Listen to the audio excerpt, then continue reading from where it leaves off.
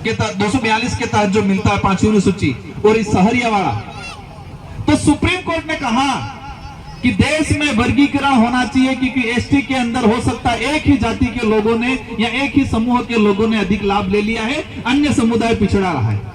बिल्कुल सही बात है, मानते हैं इस बात को। एससी के अंदर भी हो सकता है किसी एक ही समुदाय ने रिजर्वेशन का लाभ ले लिया है, अन्य एससी के अंदर कई समूह जो वंचित रह गए। हमने उस समय और फिर कहा क्रिमिलियर कि जो एसटी एससी का बंदा एक बार नौकरी लग गया उसके परिवार को दोबारा रिजर्वेशन नहीं मिलना चाहिए। मतलब मैं चपरासी बन गया या मैं टीचर बन गया, आप टीचर बन गए या पुलिस वाले बन गए थे, आपके बच्चों को नहीं मिलना चाहिए। उसको क्या बोल रही है? क्रिमिलियर। आईएएस की तैयारी कौन करेगा? आईएएस की कोचिंग किसको कराएंगे? क्या मजदूरी कर रहा है वो भाई बेचारा क्या कर पाएगा? वो कोशिश करेगा अपने बच्चे को टीचर बनाने के लिए, वो कोशिश करेगा अपने बच्चों को पुलिस बनाने के लिए, और हमारी पहली पीढ़ी बनेगी कर्मचारी सेकंड ग्रेड तक की, और फिर वो कोशिश करेगा अपने बच्चे को कलेक्टर बनाने के लिए।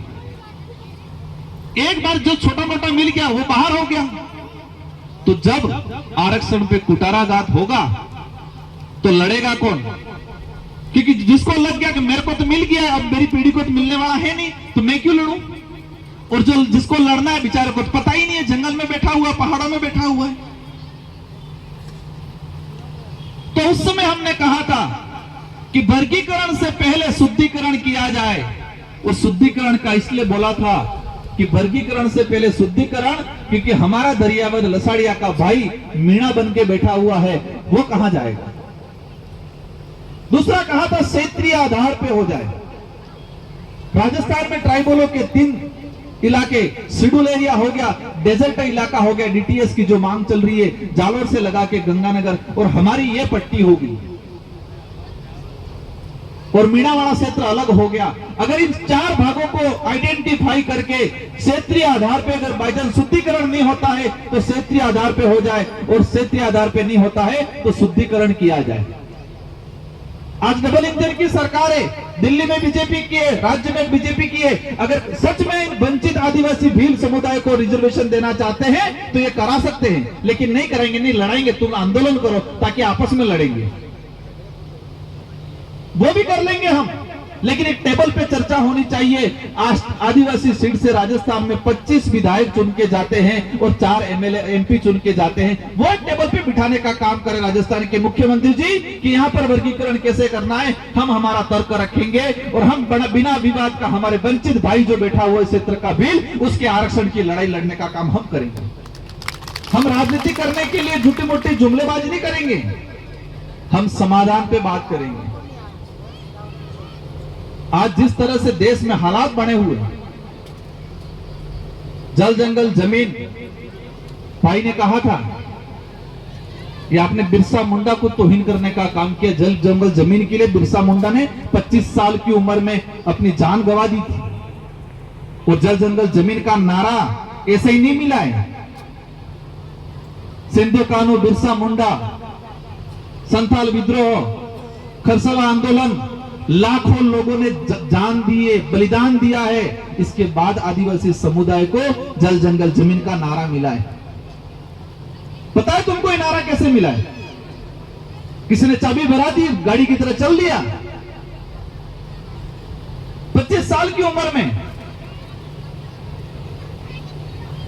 बिरसा मुंडा जी की जयकार बुलाते हैं तो बिरसा मुंडा जी के विचारों को भी पढ़ो, बिरसा मुंडा जी के उद्देश्यों को भी पढ़ो, उनको संघर्षों को भी पढ़ो। इस इलाके के लिए मैं कहना चाहूंगा, हमें हक अधिकार की लड़ाई लड़नी है। आपके इस हक अधिकार की लड़ाई में हम साथ देंगे, लेकिन लड़ाई लड़ने से पहले खुद को सुधरना पड़ेगा, संभलना पड़ेगा और समझना पड़ेगा।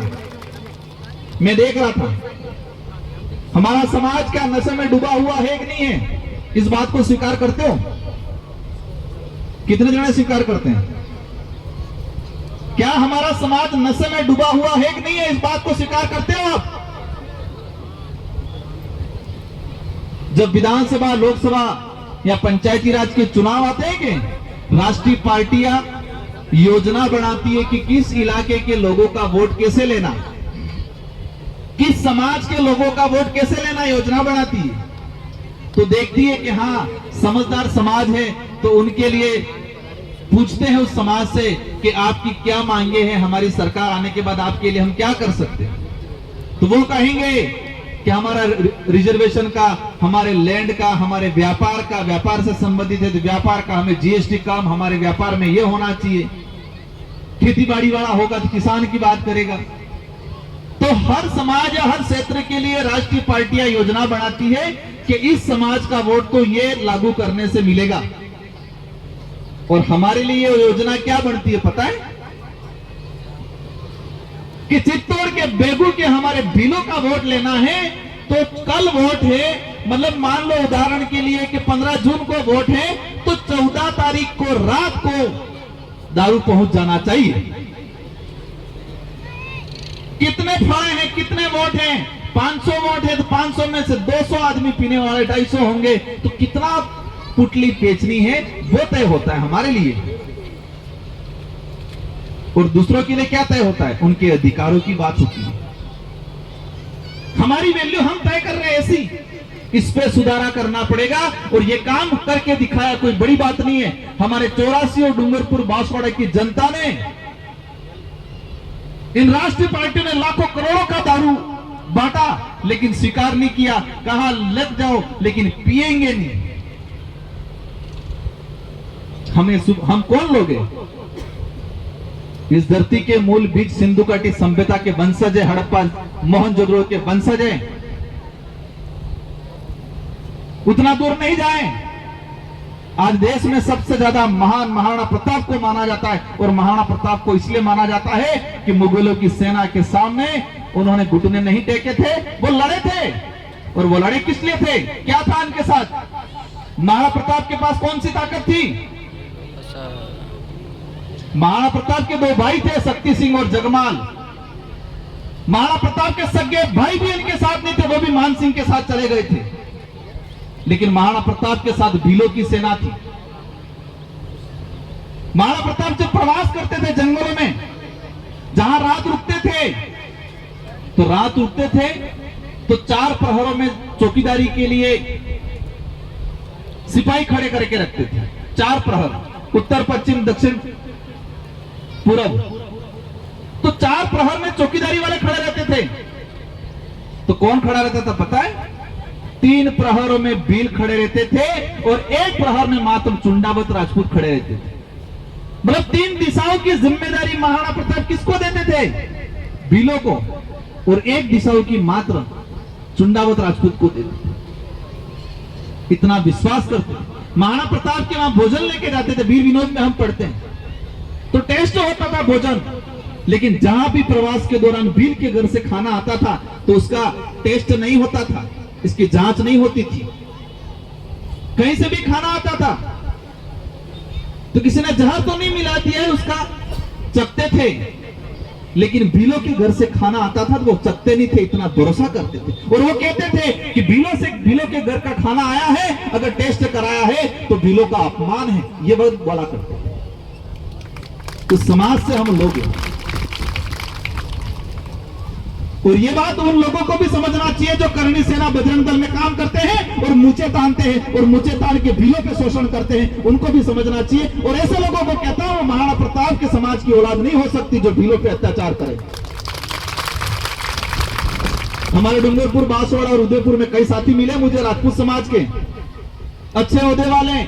उन्होंने कहा कि राजकुमार जी 500 सालों का कर्ज है भीलों का, हम कोशिश करेंगे, हमारी उम्र में तो वो कर्ज नहीं उतार पाएंगे, लेकिन हमारी पीढ़ी को भी उस लायक बना के जाएंगे कि भीलों का कर्ज है राजपूत समाज पे, महाराणा प्रताप पे वो उतारने का काम करेंगे। मैंने कहा सच्चे राजपूत या सच्चे महाराणा प्रताप के वंशज आप हो सकते हो, लेकिन फर्जी हो के मुझे तान के भीलों पे शोषण करने का, भीलों की जमीन हड़पने का काम करते हैं, वो महाराणा प्रताप का नारा लगाने के सम्मानजनक लोग नहीं हो सकते। लेकिन भाइयों हमको भी उस काबिल बनना पड़ेगा। ऐसा नहीं हो जाए बे पुटली पहन की फरीजन पसंद करना कि नहीं हम सम्मान वाला नहीं जमेगा भाई। हमको भी उस समय जो आना पूजा भील के साथ जो भील थे जो जबान के पक्के थे, ईमानदार थे, वफादार थे, निडर थे, उस काबिल बनना पड़ेगा। या डरपोक बन के रहेंगे या पुटली पी के उल्टी जाएंगे और कहेंगे हमको सम्मान दो, नहीं जमेगा भाई। ताली एक हाथ से नहीं बजती, ताली दोनों हाथ से बजेगी। बज रही एक हाथ से क्या? और मेरी माताओं बहनों के लिए कहना चाहूंगा, आज आपने मेरे को सुना है, कल से घर में लट रखना मजबूत वाला गढ़ के। और जो भी अपना जवान बेटा है या पति भी बिना टाइम का दारू पी के घर में आता है तो व्यवस्थित गढ़ देना इसको। मैं देख रहा था आधे जने पिए हुए फोटो खिंचवाने आ रहे मेरे पास। मेरी आदत खराब है ठोकने की, पर रहने दिया। मैं कहीं पर भी इस इलाके में कार्यक्रम में आता हूं, आज सब कान खोल के सुन लेना, अगर किसी ने शराब पिया है दिन में तो मेरे पास मत भटकना। और ऐसे लोग हमारे संगठन में, हमारे विचारधारा में, हमारे स्वभाव में नहीं चाहिए, जो कम उम्र में दिन में शराब पी के इधर इधर घूमते रहते हैं। ऐसे लोगों का हमारे सभा में कोई जरूरत नहीं है। बर्बाद नहीं करना है हमको, यहां वोट नहीं चाहिए। इस समाज को जिंदा करना है, आने वाली पीढ़ी को संवारना है। और आज नहीं जगे, आने वाली पीढ़ी रोड पे आ जाएगी, कटोरा लेके भीख मांगेगी, अपनी तो उम्र चली जाएगी। आज अपने पूर्वजों को पूछते हैं ना हम लोग, बाबूडुगरा पूर्वजों को हम पूछते नहीं पूछते? अगरबत्ती दिया करते नहीं करते? क्यों करते हैं अगरबत्ती दिया? क्योंकि इन पूर्वजों ने हमारे लिए लड़ाई लड़ी, इन पूर्वजों ने हमारे लिए जमीन निकाली, इन पूर्वजों ने हमें पैदा किया, हमें बड़ा किया, हमें इंसान बनाया। इसलिए हमारे पूर्वजों को अगरबत्ती दिया करते हैं। और हम दारू पी के नशा पत्ता करके जमीन बेच देंगे, अधिकार के लिए नहीं लड़ेंगे, बर्बाद हो जाएंगे और आने वाली पीढ़ी के लिए कुछ नहीं छोड़ के जाएंगे, तो क्या आने वाली पीढ़ी आपका अगरबत्ती दिया करेगी? करेगी अगरबत्ती दिया? सिरा वापसी भी नहीं लगाएगी कोई। कहीं समाधि वमाधि अगरबत्ती मंदिर वंदिर कुछ नहीं बनाएगी। तो आज ठान के जाना है कि नशे पत्ते से समाज को बाहर निकालना है, पढ़ाई पे ध्यान देना है। यहां पर कितने ऐसे साथी हैं जिन्होंने 12वीं पास किए? हाथ खड़े करके बताओ। 12वीं पास करने वाले हाथ खड़े करो। लगभग 10-15 जने हैं। कितने ऐसे हैं जिन्होंने कॉलेज किया है? कॉलेज वाले हाथ करो करो। बहुत संख्या कम, 8-10 जने हैं। मैं कुछ बोलूं आगे? कहेंगे आदमी तो भाषण आलवा जो कि गाड़ दी बाप जिन कहेंगे। मेहनत करनी है हमें, और हम कह रहे हैं कि हमें हमारे अधिकारों की लड़ाई लड़नी है, जल जंगल जमीन की लड़ाई लड़नी है। भाइयों, हमारे पूर्वजों ने तो लड़ाई लड़ी थी हथियारों से, क्योंकि मुगल है, राजा रजवाड़े हैं, अंग्रेज हैं। जब हम पे आक्रमण करने आते थे हमारे पूर्वजों पे, तो हमारे पूर्वज हथियार लेके, तीर कमान लेके, भाला लेके उनका मुकाबला करते थे। तो हमारे पूर्वजों ने हमारे जल जंगल जमीन की रक्षा हथियारों से की थी। लेकिन आज के जमाने में आपकी जमीन छीनने वाला जो आ रहा है, पटवारी तहसीलदार, आपकी जमीन छीनने के लिए सरकारी नुमाइंदा जो आ रहा है, क्या वो हथियार लेके आ रहा है कि कलम और कागज लेके आ रहा है? हमारे पूर्वजों के सामने संकट था, जो आक्रमणकारी जो आते थे, जो लुटेरे आते थे, हथियार लेके आते थे, तो हमारे पूर्वजों ने गुरिल्ला युद्ध के साथ गोपने से, हथियार कमान से, बालों से हमने मुकाबला कर लिया और हम जीत गए।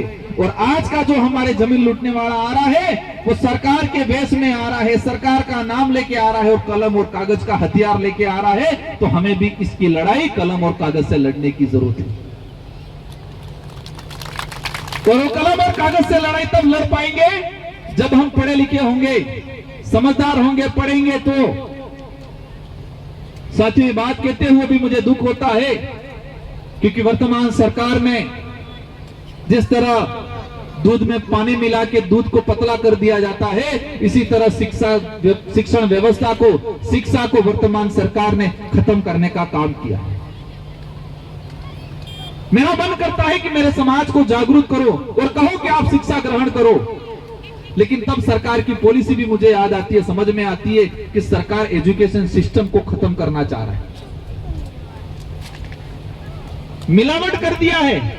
तो करना क्या, करना कि हमें तय करना है कि ओरिजिनल दूध कौन सा है और मिलावट कौन सा है। इसी तरह हमें अच्छी शिक्षा कौन सी है, अच्छी किताबें कौन सी है, क्योंकि मानसिक गुलाम बनाने वाली किताबें ज्यादा आ रही है मानसिक रूप से।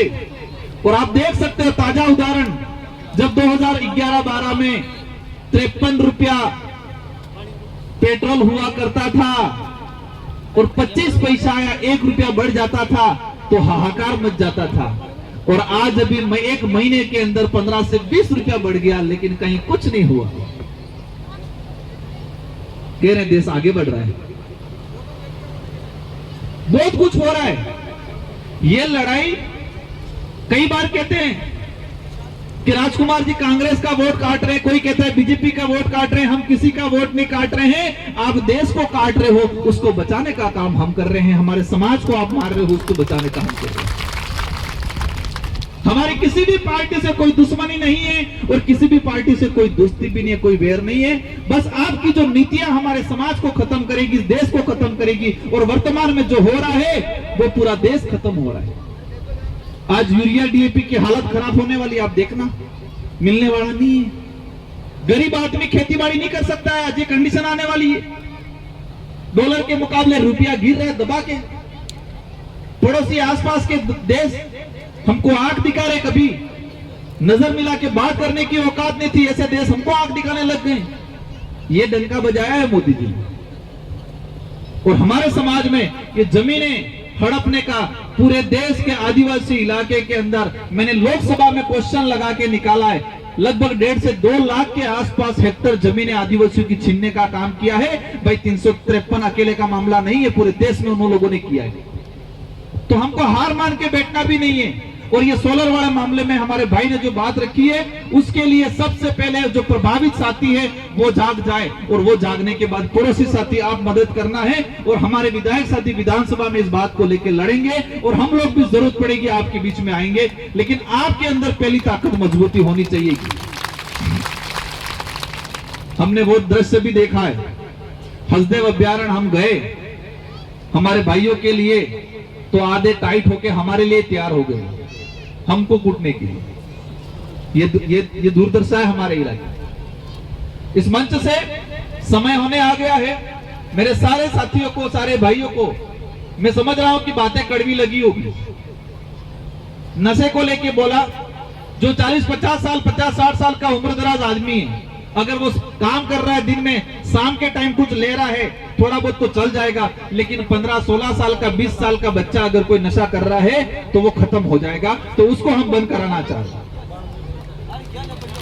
विमल गुटखा, सबसे अधिक विमल गुटखा आदिवासी इलाके में बिक रहा है।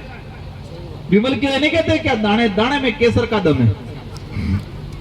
मैं मेरे क्षेत्र में क्या बोलता हूं पता है, जो विमल खाते हैं उनके लिए क्या कहता हूं कि दाने दाने में केसर का दम है, तो विमल खा के थूको मत, पास में थैली रखो, उसी थैली में थूको। और क्योंकि दाने दाने में केसर का दम है, और उसी थैली से शाम को रोटी बनाते हो, उसमें उसी से रोटी बनाओ, क्योंकि दाने दाने में केसर का दम है। इस दम को थूक क्यों रहे हो? देख रहा हूं कौन खाता है। क्या दूसरे समाज के लोग, दूसरे समाज की महिलाएं, दूसरे समाज के बच्चे विमल खाते हैं ना? अपने लावी दाने दाने में केसर का दम। और जिसको लगता है कि दाने दाने में केसर का दम है, विमल खा के थूकना मत, पास में थैली रखना, उसी थैली में थूकना, और शाम को ले जाके उसी से आटा बांधना, रोटी बनाना, खुद भी खाना, घर वालों सबको खिलाना। सुधरना पड़ेगा हमको। दूसरों को गालियां देना आसान है, दूसरों की लाइनें कम करने के बेहतर हम हमारी लाइन बड़ी करें। एजुकेशन पे ध्यान देना है, हेल्थ पे ध्यान देना है, नशे पत्ते से दूर रहना है, अधिकारों की लड़ाई लड़ने के लिए तैयार रहना है। और मैं आप सबसे अनुरोध करना चाहूंगा, मैं लड़ने नहीं आने वाला हूं यहां भाई, आप में से कोई लड़ेगा। और चित्तौड़ जिले, झालावाड़ जिला, भीलवाड़ा, बूंदी, इन सारे जिलों में सबसे ज्यादा संख्या भीलों की है, लेकिन भीलों का एक भी प्रतिनिधित्व नहीं गया है विधानसभा में। तो आपकी बात कौन उठाएगा? और अब ठान लो, एक नारा लगाना है चित्तौड़ से लगा के भीलवाड़ा, झालावाड़, कोटा, बुद्ध तक, कि बिलों ने बहुत तुम्हारा अत्याचार सह लिया, तुमने बेवकूफ बना लिया, हमने, हमारे लोग बेचारे भोले रह गए, मान भी लिया, लेकिन अब सहने वाला नहीं है। ये वो भील है जो महाराणा प्रताप के साथ कंधे से कंधा मिला के लड़ा था और गुरिल्ला युद्ध में उन मुगलों की सेना, मान सिंह की सेना को भगाया था। अब वो समझ चुका है और अब कलम और कागज से लड़ेगा, दिमाग से लड़ेगा, और यही राष्ट्रीय पार्टियों को सबक सिखाएंगे। अगर वो नहीं देते हमारे लोगों को प्रतिनिधित्व, तो हमारे यहाँ के लोग, आप में से ही, मैं नहीं कहूंगा कौन, लेकिन यहाँ का प्रतिनिधित्व विधानसभा में जाने की सख्त जरूरत है, अगर आप सच में अपनी समस्या का समाधान चाहते हो। साबित करना है कि इस इलाके में हम लोग रहते हैं और रहते हैं, जिंदा है, और जिंदा के साथ हमारा जमीन भी जिंदा है। ये एहसास कराना पड़ेगा, ये परिचय देना पड़ेगा।